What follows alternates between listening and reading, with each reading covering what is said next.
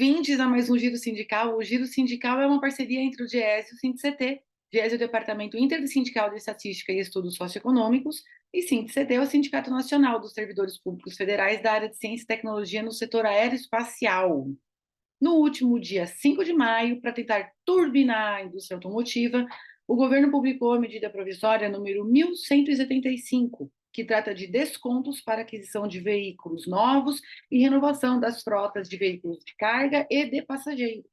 E para comentar esse assunto aqui com a gente, como ele foi recebido entre os trabalhadores e entre os sindicatos, nós recebemos o presidente da Confederação Nacional dos Metalúrgicos, o Loricardo de Oliveira. Loricardo, muito obrigada por aceitar nosso convite. Bem-vindo a esse Giro Sindical. Obrigado, Renata. Obrigado aos trabalhadores, às trabalhadoras que assistem esse programa. Nós temos hoje uma indústria automotiva brasileira que tem mais de 50% de capacidade ociosa, e as notícias das férias coletivas e das pausas na produção, elas têm sido muito recorrentes, como uma combinação entre a falta de demanda interna por veículos e também a falta de peças, componentes, principalmente os chips, que desde a pandemia ainda é uma situação que não se regularizou. Essa medida do governo, ela promete alívio, mas até mesmo segundo o Ministério da Indústria, ela não é uma política industrial. Ela não tem uma previsibilidade de estruturar, reestruturar o setor, durar por 10, 15 anos. Ela é uma medida conjuntural. E o grande filé da medida é a possibilidade de haver descontos de 2 a 8 mil reais para os veículos de passeio e de 33 mil reais e 600 até 99.400 para veículos de carga ou de passageiros.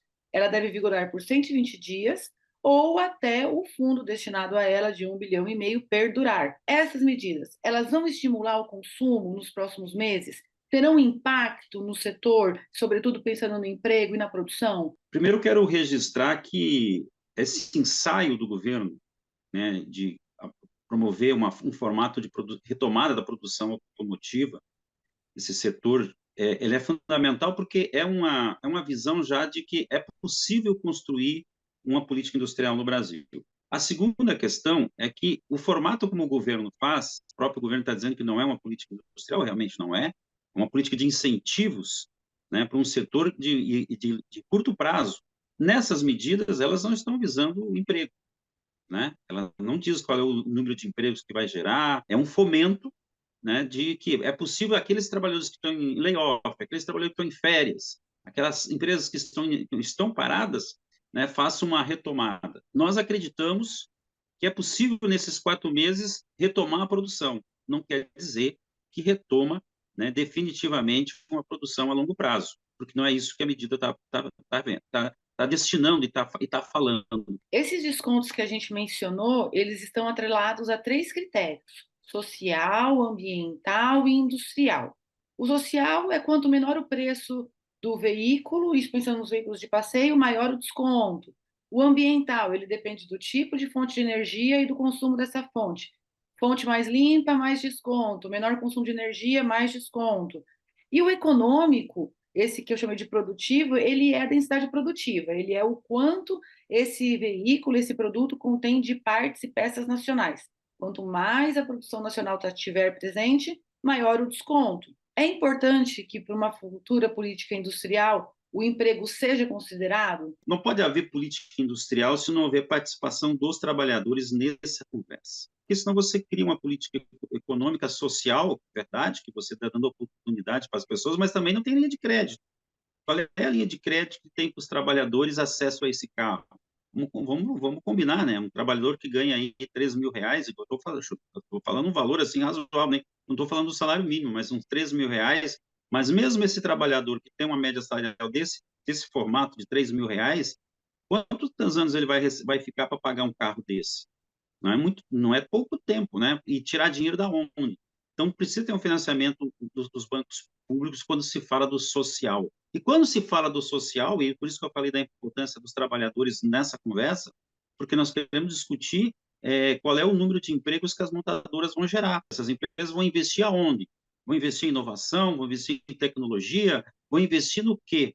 Né? Eu acho que essa é uma questão importantíssima para os trabalhadores do Brasil. A mão de obra qualificada, ela faz parte desse formato também. Então, é importante, nesse programa da questão social e da questão ambiental, é fundamental Nós, inclusive, estamos propondo o formato do carro híbrido etanol, não ficar dependendo só do carro elétrico. Essa conversa precisa ter. O governo dá sinais, dá incentivos para quem sair da combustão para um outro formato de carro.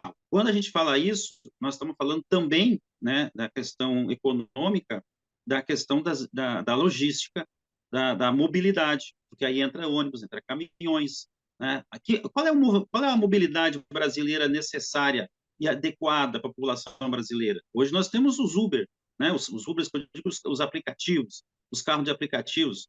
Né? Qual é o incentivo que tem para esses trabalhadores adquirirem esses carros também? É somente esse formato? Ou vai ter um financiamento especial para esses trabalhadores que vivem, né, dos aplicativos? É preciso, nessa política industrial, para olhar o social, olhar o econômico, olhar o ambiental, a nossa participação e a essa exigência que a gente está fazendo.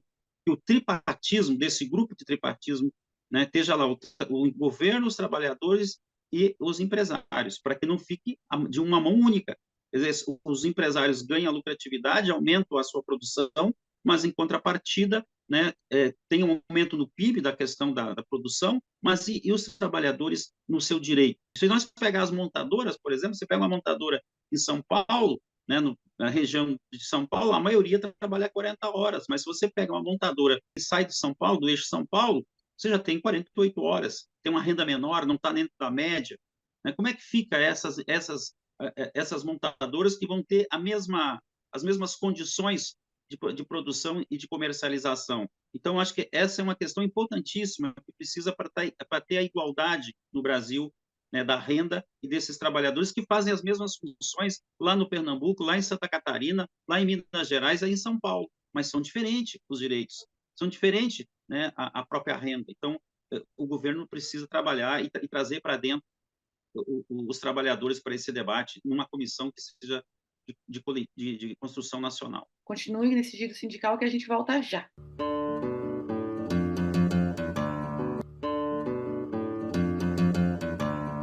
O Giro Sindical está de volta e este programa recebe o presidente da Confederação Nacional dos Metalúrgicos, o Loricardo de Oliveira. Loricardo, a gente teve um primeiro anúncio da medida, ainda sem a sua formalização, sem a sua forma acabada, e naquele momento o foco ele esteve direcionado para os veículos de passeio e pouco se falou em caminhões e veículos de transporte urbano de passageiros.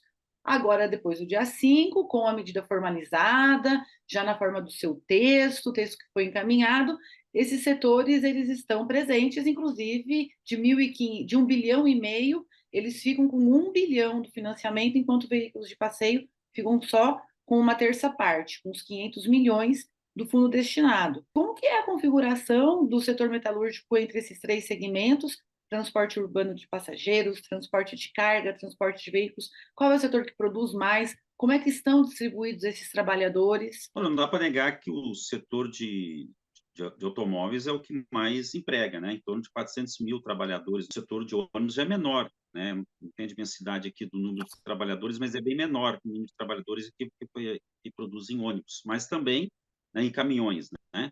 Mas qual é a diferença que tem aí também, né? Quando você pensa a logística, você pensa a mobilidade, você pensa um país, você pensa a estrutura. Eu não estou falando aqui nem de outras formas de mobilidade, que é as discussões, por exemplo, das ferrovias ou a própria BR do mar, né, que são também transporte, não é só caminhões. Então, como você pensa esse futuro olhando essa mobilidade? Tem alguns locais do Brasil, inclusive quando chega algumas intempéries do tempo, com estradas barradas, caídas, né, com virtude de chuvas e tal, né, que você precisa pensar esse país, né, nessa questão da logística, da infraestrutura e dessa questão de como fazer com que as pessoas possam se locomover no Brasil, não depender só do carro. E esses trabalhadores que estão trabalhando nos ônibus, né, produção de ônibus e produção de caminhões, né, são trabalhadores que também estão se desenvolvendo num parque tecnológico diferente. Nós estamos falando aqui do futuro do ônibus elétrico.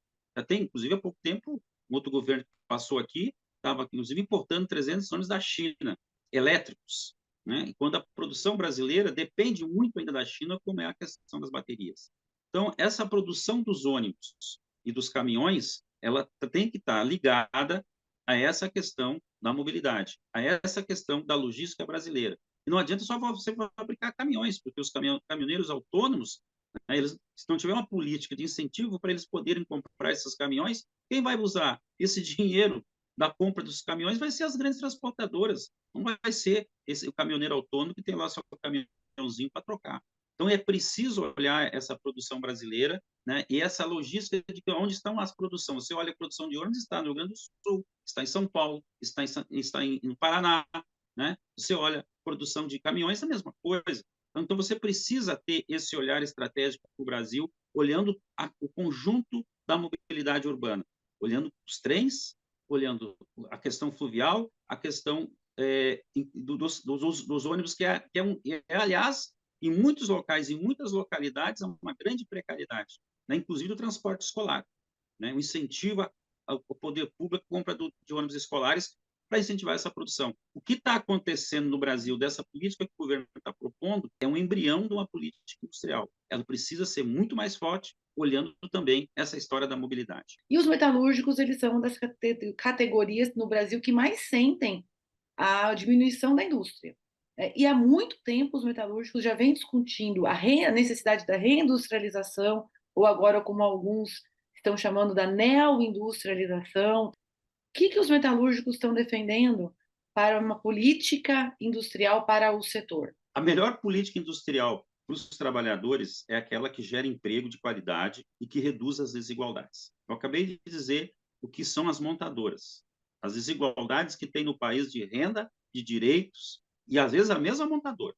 Aqui o caso da Ford, por exemplo, foi embora, mas se você pegar a Ford, o que era a Ford no ABC e depois a Ford em Camaçari, era diferente. A outra questão é que um processo constante de inovação, de modernização do Parque Fabril, e que nessa constância do Parque Fabril há um regenciamento das cadeias produtivas, que você gere valores, que o conteúdo seja local, que não seja só importações, importar aquilo que não é produzido, mas incentivar a inovação no Brasil para produzir aqui, para não precisar depender de produto externo, como é, por exemplo, o caso das montagens de Manaus, né, do setor eletroeletrônico. A outra é uma política de alinhamento de preços, né, de transição justa, onde essa transição justa esteja a participação também dos trabalhadores. Estou insistindo nisso, porque nos parece, e nas conversas que a gente teve recentemente com o governo, no MDIC, né, nos surpreendeu muito, né, de que os trabalhadores não estavam dentro do calendário, que esteja uma transparência, né, e um controle da sociedade brasileira para os incentivos fiscais, ou os incentivos que as empresas ganham, por exemplo, essa agora das montadoras. Vocês viram, né? Ganharam os incentivos de redução de alguns tributos, contrapartida do preço baixou, mas a contrapartida de emprego, de renda, de distribuição junto à comunidade, né, de questões sociais, não tem. A outra questão é a universalização da educação, ter uma formação profissional e o uso. Eu fiquei muito feliz numa fala do secretário do ministro Alckmin, quando fala do Wallace, que é o secretário lá de indústria, quando ele fala de que uma das prioridades do governo é investir em inovação e engenharia. O Brasil não pensa nisso, a indústria não pensa nisso. A indústria pensa, e a maioria dos empresários falam isso, é a formação técnica. Engenheiro não há necessidade. Quando não há necessidade da engenharia e da inovação, você busca a tecnologia de fora. Então, nós estamos defendendo que haja uma viabilização, uma universalização desse conhecimento, desse investimento na engenharia, na formação técnica, não fique só no Sistema S, que é importante, mas não pode ser só o Sistema S. Nós temos o CEITEX, nós temos as escolas técnicas federais, que precisam ser ampliadas. As universidades precisam estar dentro desse perfil de inovação e preparando a nossa juventude para o futuro dessa indústria. A outra questão é promover os desenvolvimentos regionais. Se você olhar a produção nacional e olhar, por exemplo, a produção de São Paulo, que está muito gerada por setor de autopeças e máquinas e bens de capital, mas se você olha para outras regiões, por exemplo, a região de Manaus, é eletroeletrônica. Se você olha o Minas Gerais, é o setor de siderurgia do aço. Se você olha o sul do Brasil, você pega até alguns setores automotivos, mas a maioria é setor de máquinas agrícolas. Então, precisa olhar esse desenvolvimento regional e com incentivo às pequenas empresas, às cooperativas, né? Mas principalmente que os trabalhadores dessas empresas sejam valorizados, porque não vai ter produção, indústria brasileira sem a valorização do trabalho, né? Eu lembro que o presidente Lula dizia nos primeiros mandatos dele, é preciso o povo consumir para gerar o país desenvolver. Os trabalhadores não consomem se não tiver renda, não consomem se não tiver salário, estão endividados. Então, é preciso garantir que esse desenvolvimento industrial, essa política industrial que a CNM defende, precisa ter todos esses quesitos, inclusive num projeto da Indústria 10+, que nós construímos junto com o macro setor da CUT e com outros setores, inclusive do DIES. Em meio ao debate para uma ajuda ao setor automotivo, falou-se muito no carro popular. O próprio presidente Lula ele tem questionado demais e recorrentemente o preço dos veículos e a ausência daquele modelo mais acessível que toda montadora tinha, que a gente chama de veículo de entrada, que era um carro mais simples. Mas hoje, Ricardo, mesmo o carro mais simples, já com os descontos da medida provisória, ele fica R$ 60.000. Um trabalhador que ganha na média da renda nacional, incluindo trabalho formal e informal, ele ganha em torno de 2 salários mínimos. Significa que essa pessoa, sem os juros, né, sem os juros, pagando 60 mil, ele gastaria 2 anos do salário dele. O brasileiro está ganhando muito pouco, ou o preço do carro subiu muito. O carro popular lá dos anos 90 e hoje seria R$ 35.000, então de $7.000. Hoje o carro popular, não calculei em dólares aqui, mas é mais do dobro desses R$ 35.000, né? Chega lá a R$ 100.000. Quem é esse trabalhador que vai adquirir esse carro? Com certeza não vai ser aquele que tenha 3 mil, a não ser que esteja um financiamento, uma linha de financiamento possível. Esse trabalhador não vai ter acesso a esse carro.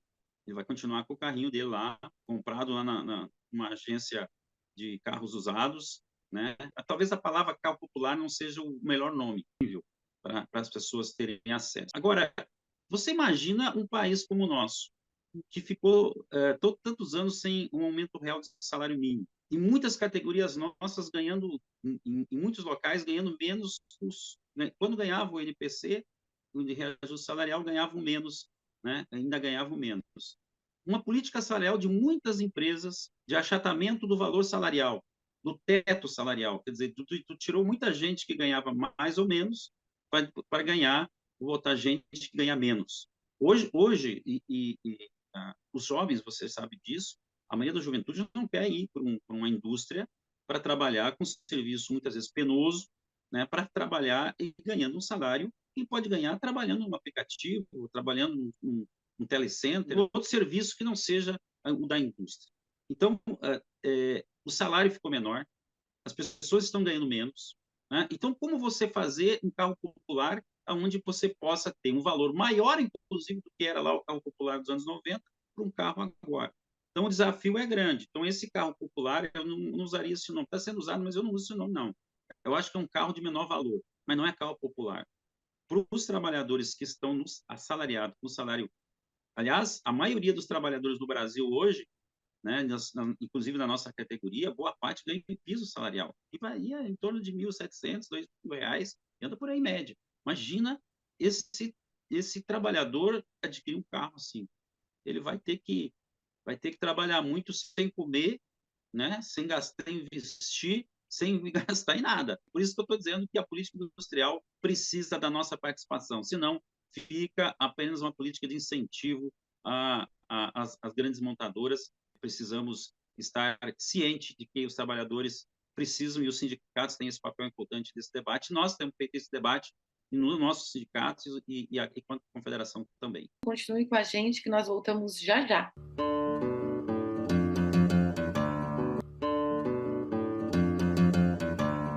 O Giro Sindical está de volta e este programa recebe o presidente da Confederação Nacional dos Metalúrgicos, o Ricardo de Oliveira. Ricardo, a crise climática, ela trouxe necessidades e ela aponta para mudanças. E isso mexe com o setor automotivo, né?